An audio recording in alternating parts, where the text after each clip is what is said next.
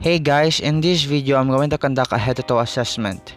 So first, what is head-to-toe assessment? A head-to-toe assessment is done on a patient admission at the beginning of each shift, and when it is determined to be necessary by the patient, hemodynamic status, and a context.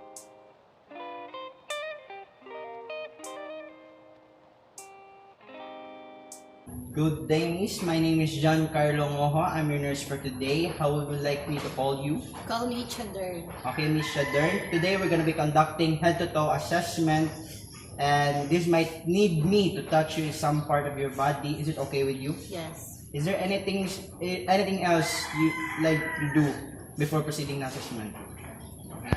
Go. Okay, Miss Shadern. First, I'm going to take your vital sign before proceeding the head-to-toe assessment.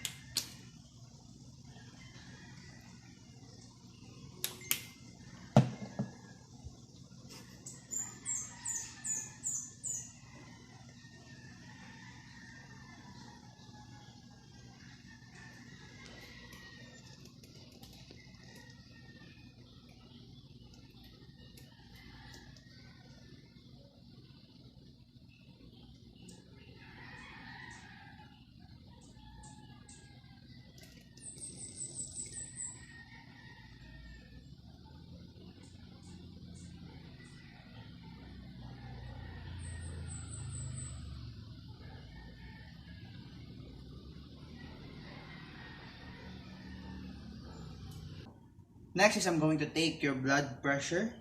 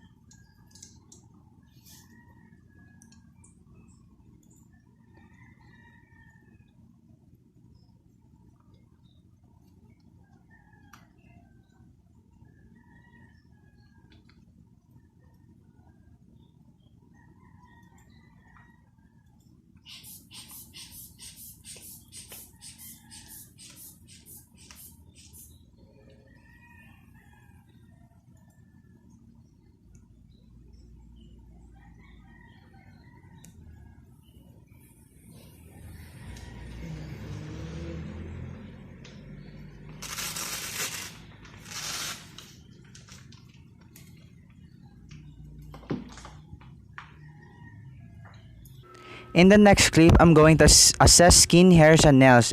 Inspect for lesion, bruising, and rashes. Palpate skin for temperature, moisture, and texture. Inspect for pressure areas. Inspect skin for edema. Inspect scalp for lesion and hair and scalp for presence of lice or nits. And inspect nails for consistency, color, and capillary refill. Miss Shadern, I would like to palpate some surfaces in your skin. Just tell me if you feel any pain.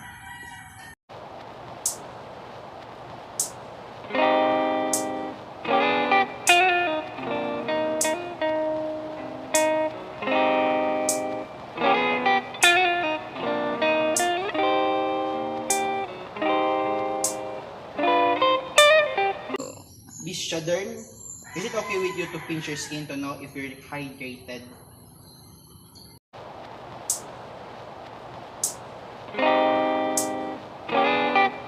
Go. Miss Shadern, next assessment is on your nail. It might need me to put pressure on your nail bed.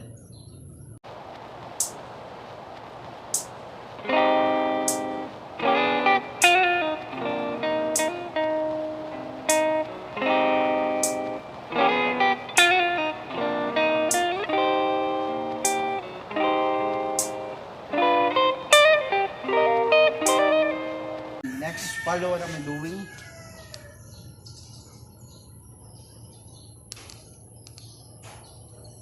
Okay.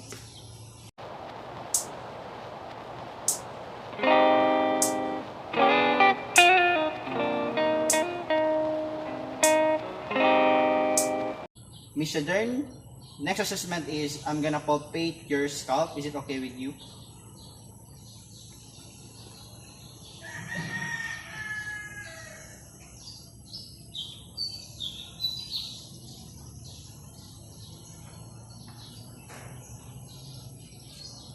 So the next assessment in the next video is a head and neck assessment. I'm going to inspect eyes for drainage, inspect eyes for pupillary reaction to light, inspect mouth, tongue, and teeth for moisture, color, and dentures, and also inspect for facial symmetry. Miss Shadern, can I ask you to smile, frown, show me your teeth, and blow your cheeks? Okay. Go. Okay, Miss Shadern, next assessment is I'm gonna palpate your temporal artery. Is it okay with you? Okay. Okay, next is your PMJ. Can you open your mouth? Close. Open again. Close. Okay, thank you. Go. Okay, Miss Shadern, can I ask you a question? Is your vision clear? Do you wear glasses? Okay. Is it okay to you that I will pull down your eyelid to just inspect your eye? Okay. And you look up, down. Okay, thank you. Go. Okay, Miss Shadern, can you follow this pen light with your eye and not turning your neck? Okay.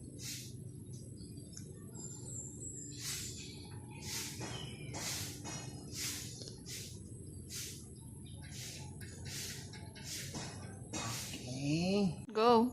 Miss Shadern, can you read what letter is this? E, F, B, D, O, Z, L, P, E, D, P, E, C, F, D, E, D, F, C, Z, P, F, E, L, O, P, Z, D, D, E, F, P, O, P, E, C. Okay. Okay, Miss Shadern, I'm gonna inspect your eye with this pen light. Okay.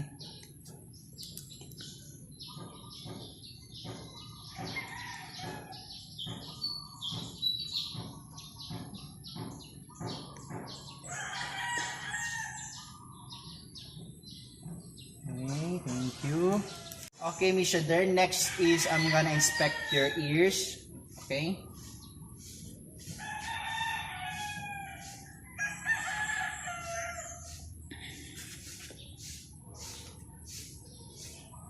Okay, thank you. Next mission then is I'm gonna palpate your mastoid process.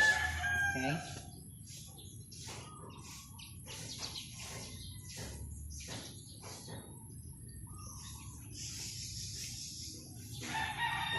Okay, thank you.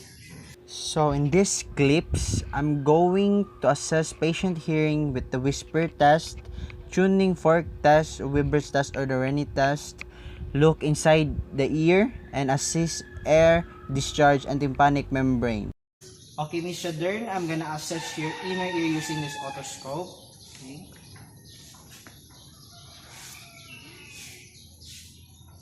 Okay, other side.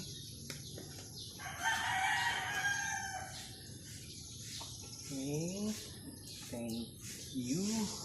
Okay, Miss Shadern, next is I'm gonna whisper to you and follow what I'll be saying, okay? Okay. Nursing. Okay, another side. Nursing. Okay, good. We don't have the proper equipment, so I improvise the equipment. So I use metal tumbler and hammer. Okay, Miss Shadern, the next assessment is I'm going to perform Rennie's test and Weber's test. Okay, let's start. Here. Do you hear it? Okay.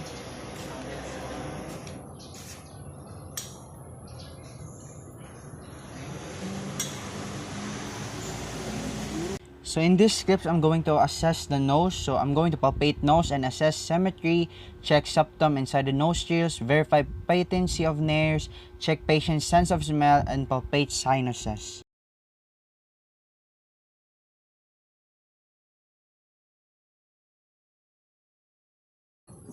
Okay, Miss Shadern, do you experience runny nose right now? Okay. Okay, Miss Shadern, can you cover your left part of your nose? Can you breathe in, breathe out? Okay, the other part, breathe in, out. Do you experience your nose? Okay, Miss Shadern, can you lift your head up a little bit? Okay, I'm gonna inspect your nose. Okay, good. Okay, Miss Shadern, can you close your eyes and identify the object that I'll let you smell? Okay.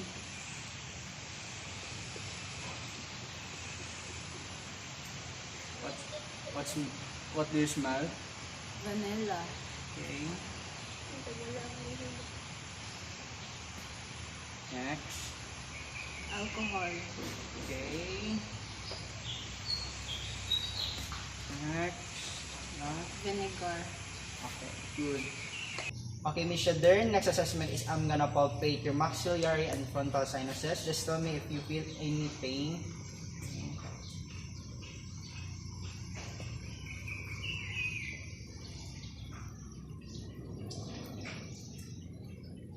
Do you feel any pain? Okay, good. So in this clip, I'm going to assess the mouth.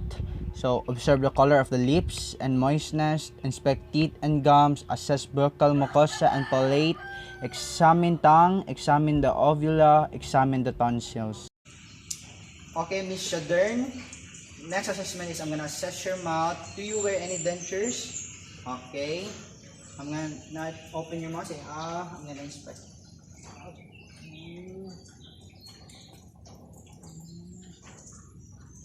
Can you stick out your tongue to the left, to the right, up. Okay, thank you. Go. Okay, Miss Shadern, can you open your mouth and say again? Okay.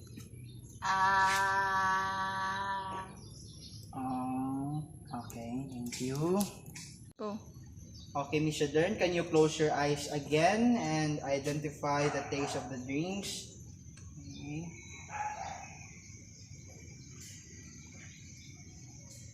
Sugar.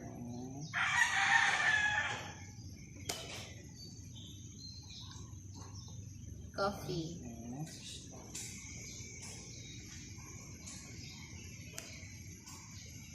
Salt. Okay, good. So in these clips, I am going to assess the neck. So I'm gonna palpate the lymph nodes, observe the palpate trachea and neck, check for jugular venous distension, check neck range of motion, check the shoulder shrug with resistance. Okay, Miss Shadern, I'm gonna palpate your lymph nodes and just tell me if you feel any pain. Okay, I'm gonna start now.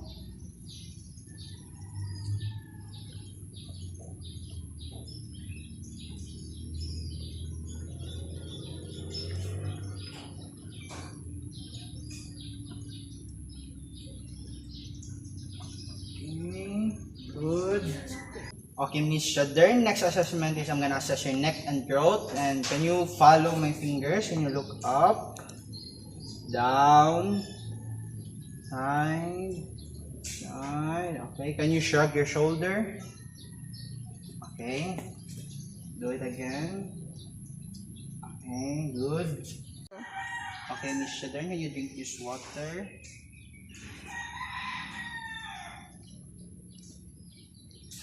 Okay, thank you.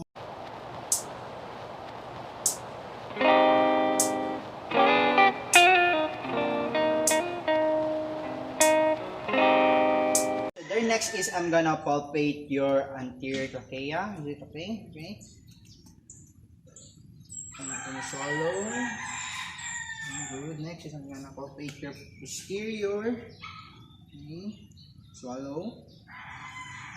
Good. So in this clip, I'm going to assess the arms, hands, and fingers, and I'm going to assess the range of motion and the strength of the arms, hands, and fingers. And in this clip, I'm having a problem of the rain because of the Baguio Dante, so please bear with my voice. Shadern, I will assess your hands, arm, and finger, but before that, have you undergone surgery and Dialysis? Okay. Can you shrug your shoulder? Okay. Can you shrug it again? Can you look to the left? To the right? Okay, back to the left for 6 times. Right. Okay. Can you close your eyes and raise your hands in the front? Okay, good. In this clip, I'm going to check the brachial and radial artery to check the pulses. Okay, Miss your turn. Next assessment is I will palpate your brachial artery and radial artery.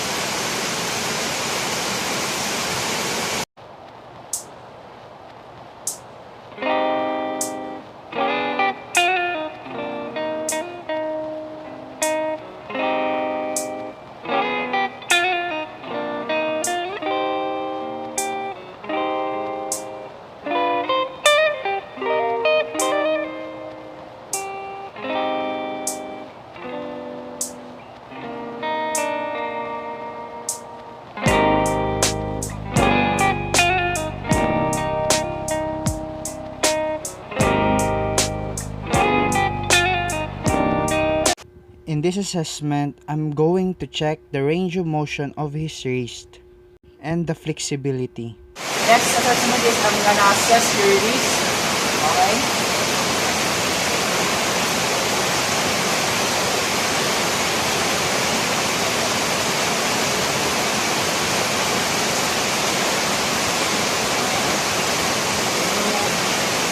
Close your finger.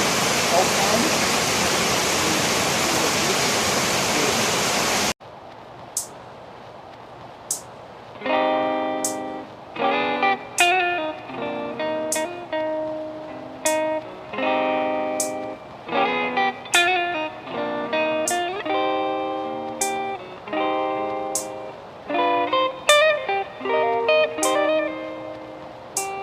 Okay, Miss Shader, next assessment is I'm gonna check your reflexes, so you need to relax only.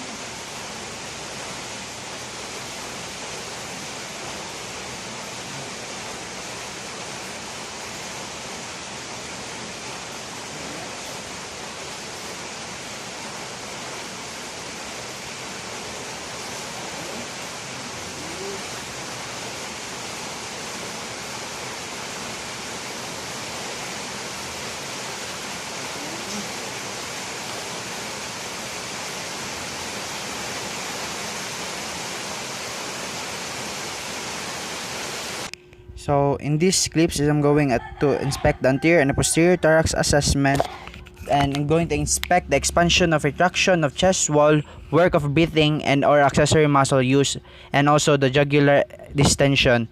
And next is auscultate for breath sound anteriorly and posteriorly, apacious and basis for any adventitious sounds, and apical heart rate. And lastly is palpate for symmetrical lung expansion.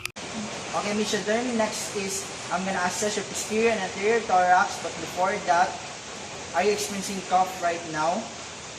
Okay, so can you please face backward? Okay, thank you.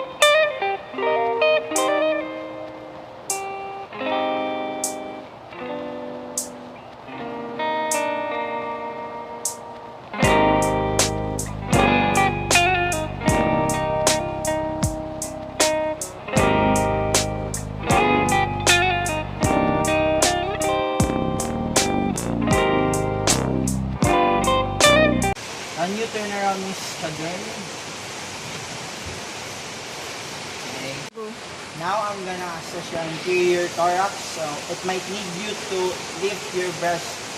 Is it okay with you? Okay.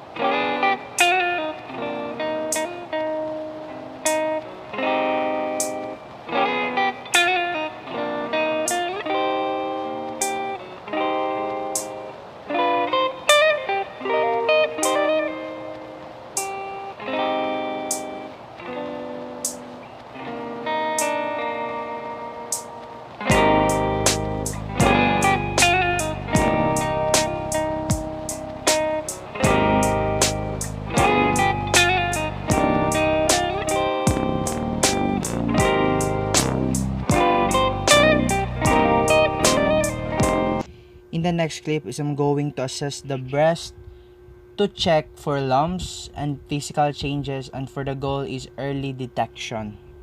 Okay, Miss Shadern. Next assessment is I'm gonna assess your breast. It might need you to expose some part of your breast, but don't you worry. It's part of examination, so nothing to worry about. So can you please stand? Can you put both your hands at the back and bow?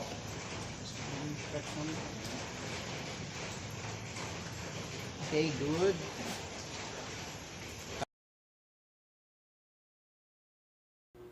This is the palpation of the breast.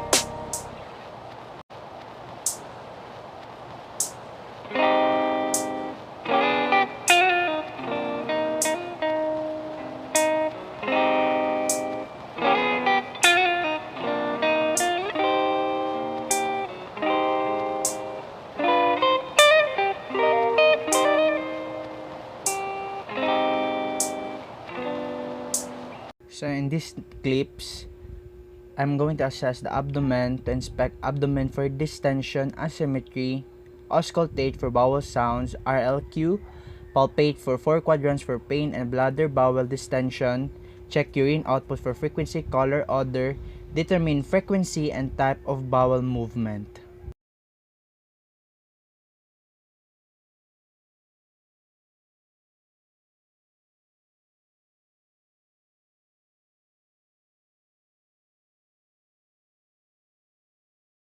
Go.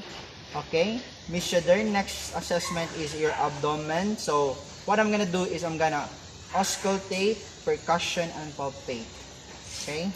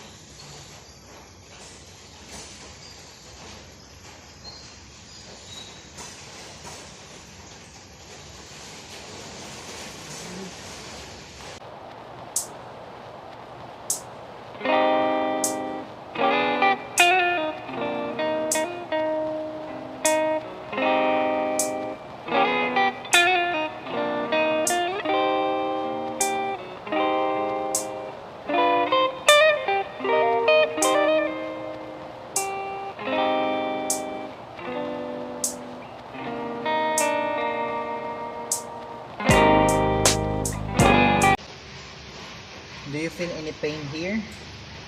What about here? Here. Okay. Here. No pain at all?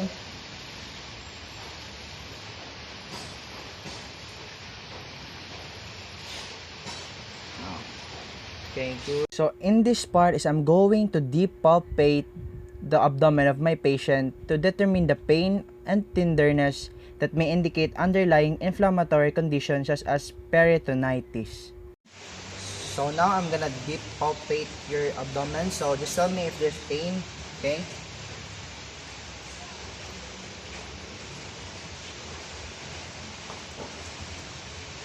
No pain.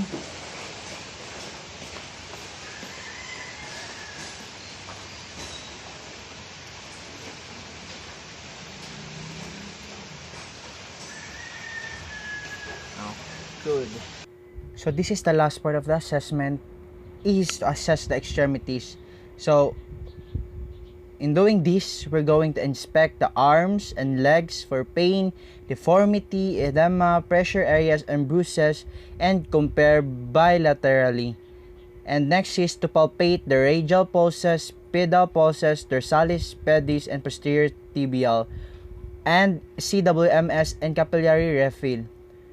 Next is assess hand grip strength and equality, assess dorsiflex and plantar flex feet against resistance, check the skin integrity and pressure areas.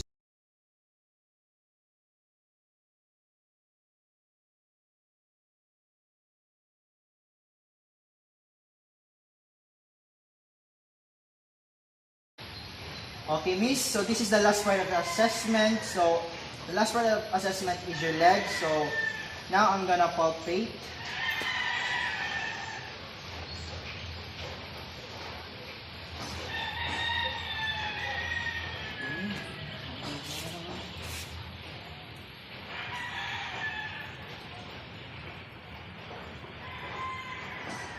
Okay, good.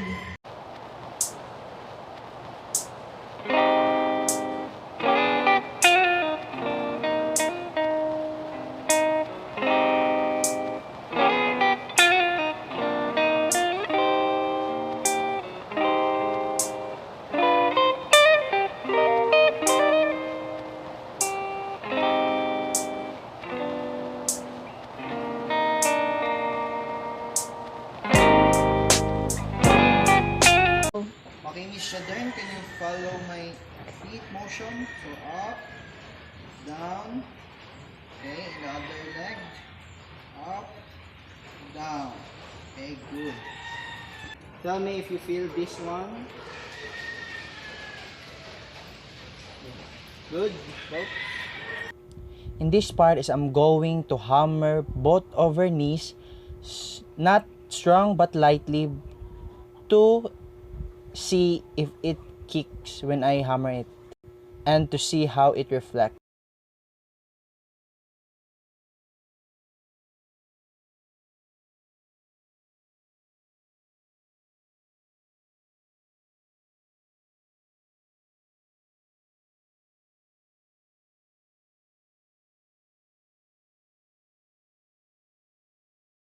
And lastly, I'm going to do the Romberg's test. So can you close your eyes?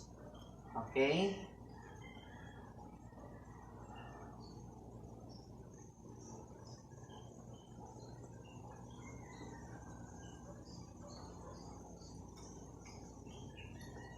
Now open. Can you walk?